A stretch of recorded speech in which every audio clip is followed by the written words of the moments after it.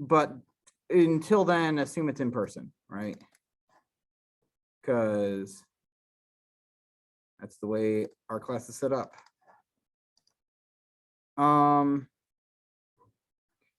So regardless of whether or not we are, of how that is, on Wednesday, we'll be doing an in-class exercise related to the Towers of Hanoi problem. Today, what we're going to do is that I'm going to give you an introduction to the way that this current problem works, which is new project.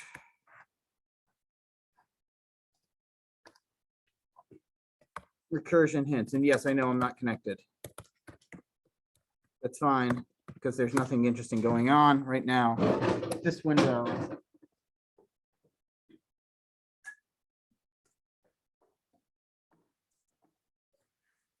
So let's talk about what problem is in the homework book. We've got a test problem, which I think you're going to be working on these themes. Because if you're doing the nights, then you're comfortable enough to do that. Otherwise, and you've got the sudoku. So let's talk about the 8 queens problem. Okay. The 8 queens problem is as such. Right? The 8 queens problem is basically like this. In the chess, the queen, represented by a Q, or whatever you want to represent it with. In this problem, probably a 1. The queen is the most powerful piece in chess. Actually, why do I need this? When I can just simply queen chess Wikipedia. I'm not a robot. Really? Why are you making me do this? Oh, because I have a VPN on and you don't like that. So, queen, wiki, chess. There we go. Okay, the most powerful piece in the game of chess. In the chessboard, so chessboard's an 8x8 board, and here's a queen. The queen can move in any direction. She can move in any combination of dimensions. So she can move horizontally, vertically, or diagonally. So long as those diagonal spaces basically move the same amount in the same dimension. So you've got a, so for instance, this queen can move up and to the left, up and to 2 and to the left, or 3 up and 3 left, right? So a queen in chess, the term is that if I have a queen, if my piece can capture your piece on my turn, it is threatening that piece. So in other words, if I have a, for instance, if I had a pawn, if there were, really? Oh, I put the wrong one on. Okay. So if I put a pawn here, if there was a pawn here, that queen would be threatening this pawn. If I had a queen here, this queen would be threatening this queen, and also vice versa. They'd be threatening each other. Okay. The 8 queens problem says, hey, can I put 8 queens on a chessboard in such a way that none threaten each other? And the answer is, of course, yes, because otherwise I wouldn't be asking the question. There's, in fact, like 92, 98 solutions to this. So for instance, if I have a queen here, these 2 queens would not threaten each other because, right, row, column, and this ain't Pac-Man rules, right? Now there is no direct collision that they can have, okay? Now, obvious thing, of course, is that you can only have 1 queen per column, right? Or 1 queen per row as well.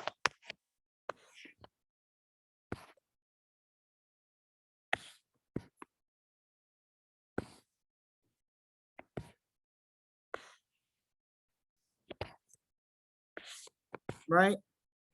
And basically when we do, now when we put down queens, the amount of space that remains for us to put any other queens down, it kind of shrinks, right? So I could put a queen here, I guess. I'm thinking, yeah. And so on, but the point being is that we can put queens down in such a way, but we can only put one queen per a column or one queen per row. So that's the way we kind of set it up. Okay. So coding wise, how should this work? Well, I recommend setting up your board like as kind of an 8x8 board, and using 1 to represent the presence of a queen and 0 to represent the presence of non-queen. And basically most of this is going to be using this method that you'll want to write: public static Boolean, which is important. It returns true if there's a solution and false if there's not a solution. Okay. Public static, or true if there's a solution and false if it needs to backtrack. That is the idea. Int array, or you can use, whatever you want, but I like zeros and ones, or you can use characters to represent a queen or not. Board and int column. That's the way I like to set up this problem. So if we look at our assignment, we'll notice some pseudocode here that I've got set up for us. Okay, which is here, which is solve board position, right? So that's what we just wrote. Okay, here in this case, board is our array, right? And position is kind of just like where we have options. Okay, so here, rather than giving it a row column, because I already know that we have to go from one column to the other, right? I'm just giving it a column. We'll figure out where the first column is for the queen and second and so on. And I've got a great video on this, by the way, where I explain the problem solving process, like physically. If you go into your recursion videos, so if you go to the recursion videos, you can check out the problem solving process that I have over here. And I also did a video on the chess homework and the sudoku as well, which I'm going to go over here. But if you need those and it's explained in a different way, right here, I physically do it on a chessboard in a 4x4 grid. Okay. And it does have different camera angles as well. So I was actually very proud of that one. I think we did that one and another one without a script. So that was very impressive on my part. Yep, got to pat myself on the back and improve my ego as much as possible. It's been really suffering these days. All right. So basically, for any of this thing with the pseudocode, what we're going to do is that if we're in a position where nothing left to solve, return true. There might be other base cases in Sudoku. There's going to be another base case, but that's general. If we are out of bounds on the board, that means we're done. There's nothing left to solve. So in this case, our base case is if column is equal to board.length, right? If column is equal to 8, assuming that this is an 8x8 chessboard, right? The valid indices are 0 through 7. We get to index 8 and we're done, right? So in that case, we will just simply return true, because that indicates that whoever called us, we can inform them that they don't need to solve anything. They got to the end. Okay. Otherwise, if we get to the end, by the way, we're going to return false, and we're going to say, hey, we tried everything. It didn't work. Please backtrack, right? That's this part over here. Otherwise, what you're going to need to do is for each possible choice, you're going to check if that choice is valid. So what is the choice that we're making for the queen's problem? What row to put it on, right? So what you're going to do is you're going to have a for loop to iterate through all the rows. Okay. So you're going to make a for loop to iterate through all the rows. And then if if valid choice. In other words, if it's possible to put the queen there. So it's going to look something like, so if valid choice, that's actually where the bulk of the work does. Mark, the rest of this is fairly straightforward, right? This is just simply doing the recursion over here, which is column +1. Okay. Marking the board with that choice, that is the queen basically putting a 1 down instead of a 0 to show that we've got a queen. If this returned false, okay, here, this is where the magic happens. If solve board position +1 is true, that means, hey, I put down my queen here because it's a valid choice. Then I try to put a queen down again. If the queen is valid, sorry, if I get a return, if I get a true back, that means that I got it back from somebody. So what happens when we return true? That means that somebody got out of bounds, which means we ended the puzzle, which means that column 8 returns true to column 7, which means that column 7 returns true to column 6. And suppose I'm column 5, column 6 will return true to column 5, which was me. And so I'll return true to column 4, and so on and so forth. Make sense? This in return true gets passed up the chain of calls, right? Okay, and if instead I get false, I don't return true. That means I got a dead end. That means I have to try. That means the row I selected led to a dead end, so I've got to choose a different one. Again, look at the video for this problem-solving process. Okay. The big thing is the isval, which I'm going to call can place because we're placing a queen, right? So, public static Boolean can place int board, int row, int column. This is basically saying, given this row and column combination that's empty, right? You can assume it's empty. Can I put a queen here? Can I safely put a queen here? And there's 3 things you got to check, right? And so I'm going to create 3 separate functions to do that. Return is row safe, board row column, and is call safe, board row column, and is diag safe, board row column, right? Remember, we're also working in boards. We're working in row and columns, not in X, Y's. And so now I will just simply let this handle the creating of functions. Create a method, have it return true, create a method, and create a method.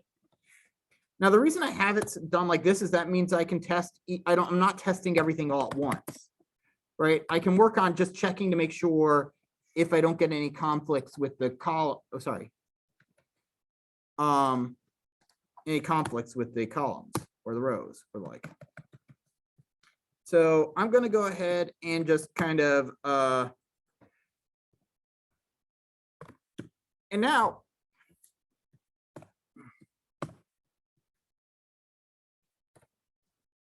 this may seem difficult, but there's actually, because there's a lot of checking to go on, but actually it's not so bad because of the way we're doing this, right? We're going in columns from left to right. And we're already kind of enforcing the fact that since we're choosing a specific row in the column, that there's only ever going to be one queen in the column, right? So there's no need for his column safe. It's actually always there. It's actually unneeded because you're automatically going to enforce 1 queen per column, right? You're checking where the queen is going to go. So, right, there's no need. So we've got 8 directions to check, right? What I'm saying is that since we've already got one queen, sorry, since we've got the queen being chosen to the since we're already enforcing one queen per column, we only need to check these 2 directions. Furthermore, we're always placing queens from left to right, from column 0 to column 1 to column 2 to column 3. If I backtrack, I remove my queen. So there's never going to be any queens to the right. So I don't have to check these directions. So there's only actually ever 3 directions I have to check. And I will update the names of these to reflect that. I know, how annoying, right? So I can keep is row safe. Let's go ahead and say is upper left safe.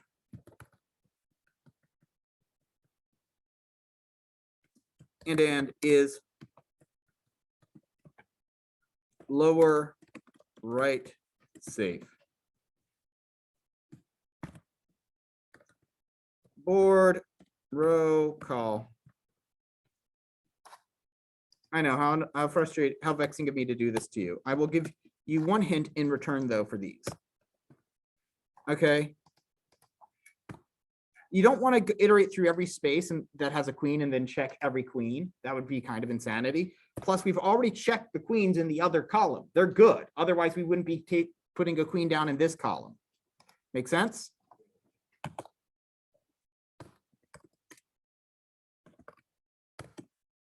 Okay. So, it's lower left, not in lower right. Why didn't any of you catch that? You're supposed to be good like that. Why do you think that you think everything I'm going to do is completely correct? Something this generation is entitled. All right. So anyway, my hint for you for these it's easiest to radiate outwards from your space. Basically, so for instance, if I've got a queen, right, what I want to do is start from here, then check this space, then this space, then this space until I get out of bounds or until I detect a queen. All right. If I get out of all right, then for this one, same deal. I want to check this one and this one and this one and this one. So so the biggest thing I need to just kind of, it's obvious once you see it, but for upper left and lower left, your for loop, your for statements, okay? So for int I is equal to 0. I like to go to 0 and then increase I, right? For these kind of radiating out situations. But here's the thing. This condition can be a compound statement. Like, and you can check multiple conditions, right? That is my hint to you. You can check multiple conditions there. Right?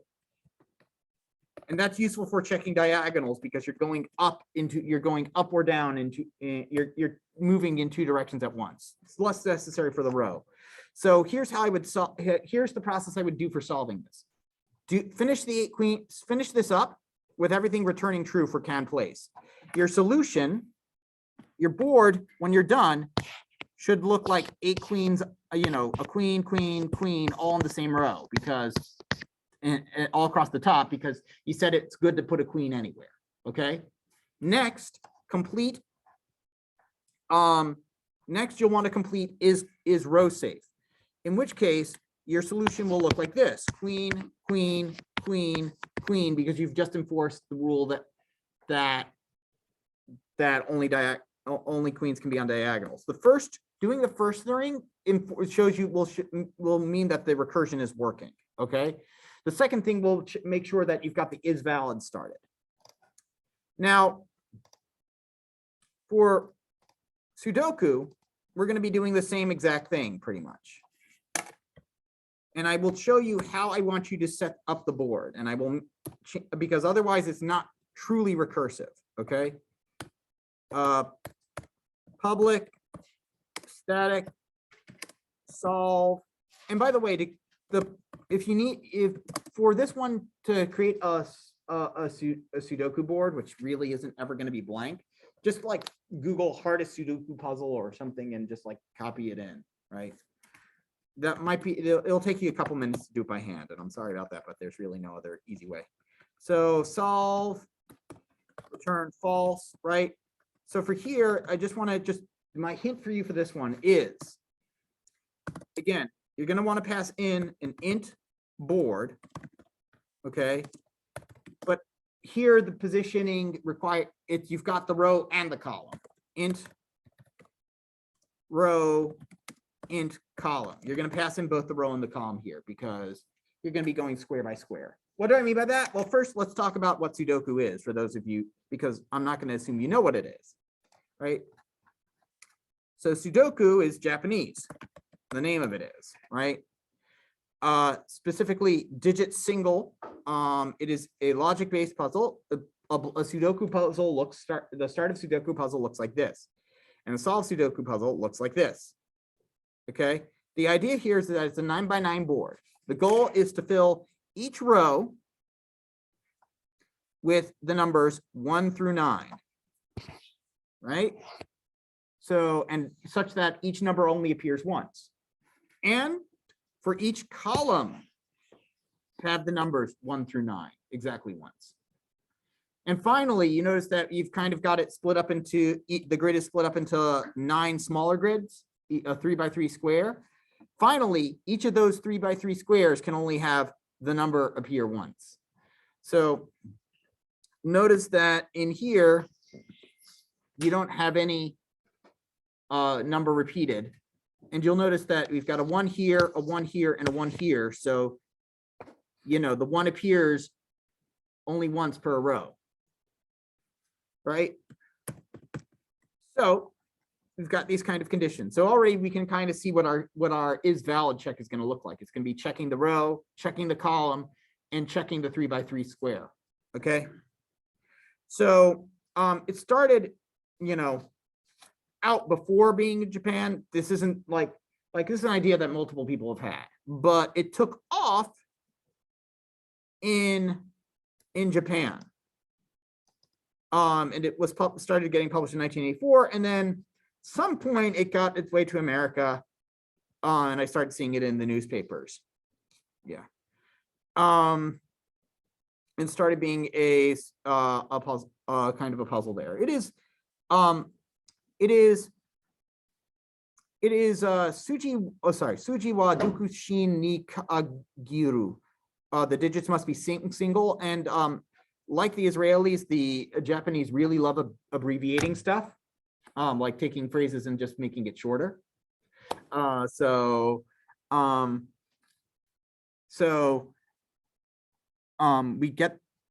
anyway, we've got these things, and Sudoku is just it's a fun puzzle. You can, if you want to try your own hand at solving a Sudoku puzzle, you can go to the New York Times, and they'll have a easy, medium, and hard puzzle every day. And people talk about like Sudoku and how it requires elegant logic to solve. It is very elegant, actually, the logic, the way things can fall into place. Okay, like for instance, we don't have a 1 here, so we can kind of figure out where we should figure out. Okay, 1, 1. So where should the 1 go in this row, right? Trying to figure that out and looking at all the possibilities and realizing that we can't figure that out, but we need to figure out like, okay, 3, 3, 3, is there over here anywhere we can put a 3? And just kind of just working through that logic and marking stuff like with candidates and stuff as to what we can put in these things. We can actually figure that out from here, right? And there's some stuff that we have to, that is just going to be figured out for us. Like for instance, 2. We've got a 2 in here, and we've got a 2 over here. So 2's here, a 2 is here. So a 2 must go here because this space is blocked off. And this 2 blocks off these 2 spaces for a 2. So a 2 has to go here, right? So there's a certain elegance about that. We are not going to be elegant. We are going to be as subtle as a hammer to the face with our problem solving process, because sudoku can be brute forced. It just takes a while, or except brute force does take a while. We're going to be using recursive backtracking, which cuts off branches before they can solve it. For instance, that would be a valid iteration in brute force. We don't want to do that. We know that's not a valid thing to check. We should never check 2 things in a 2 of our own options in a row. Okay. Instead, what we're going to do is that we basically start at this end and we explore through the puzzle. Well, that's already finished. Let's go on. That's already finished. Let's go on. That's already finished. Let's go on. Ooh, blank space. Does the 1 work here? No. Does the 2 work here? No. Does the 3 work here? No. Does the 4 work? Ooh, 4 works here. Let's go to the next phase. Does the 1 work here? No. Does the 2 work here? Ooh, let's go on to the next phase. 1, 2, 3, 4, 5, 6. Ooh. Now, not all puzzle. Now, this is an easy puzzle, so the solution kind of falls to us, and it may not require any backtracking. But basically, I just go to each empty space. Notice I'm going left to right. Ooh. So I think I hit a dead end, which is awesome because that allows me to show off what we do when we hit a dead end. Okay, so none of those worked, right? And let me just go ahead and check, right? Can it say that actually we've got auto candidate mode? Yeah, nothing is valid here, right? That just is having the computer help you and tell you what are valid choices, right? So that means what we have to do here is backtrack. So sorry, 1. So 1 didn't work here. So since 1 didn't work here, let's try 2. Okay, 3, 4, 5, 6, 7, 8. 8 worked here. Now let's try this space. Ooh, okay. Now I hit the end of a row. So I try this one. I say go on to the next column. I hit the end of the column. Sorry, hit the end of the row. So I'm going to set my column equal to 0 and increment my row. And so on and so forth until I can get to the end of the puzzle. Now, harder puzzles may require me to backtrack quite far, right? But the point being is that notice that I'm not like trying anything like, I'm not putting an 8 here and then trying to go on to the next square, right? That we've already ruled out that basically this is a completely invalid branch of doing things. So yeah, we're going to check basically all the numbers in there, but we're not going to like check like multiple series of invalid stuff. And so that is how basically our brute force solver works. It is not subtle, but it is straightforward. And again, this is the same problem solving process as that we're going to use that we're going to be using for the 8 queens problem, which is pretty cool. It's the same generalized algorithm. All right, any questions? So again, here I will just kind of help you. There's going to be your base case, right? Which is you want to check if the column is equal to 0. Sorry, if the column is equal to board.length.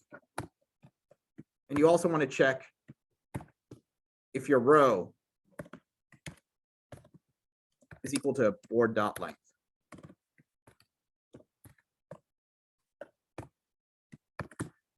There is one more base case here, which is if board row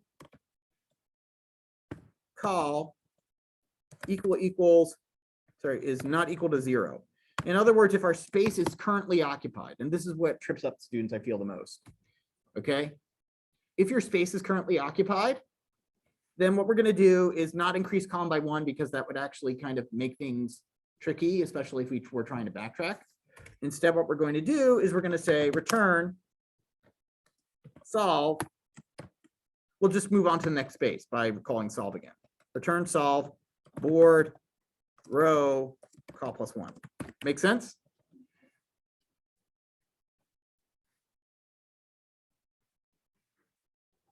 So the idea here is that we should always know in recursion, we should always know where we currently are. We don't need to search for like what space to choose next. That is the big thing about recursion.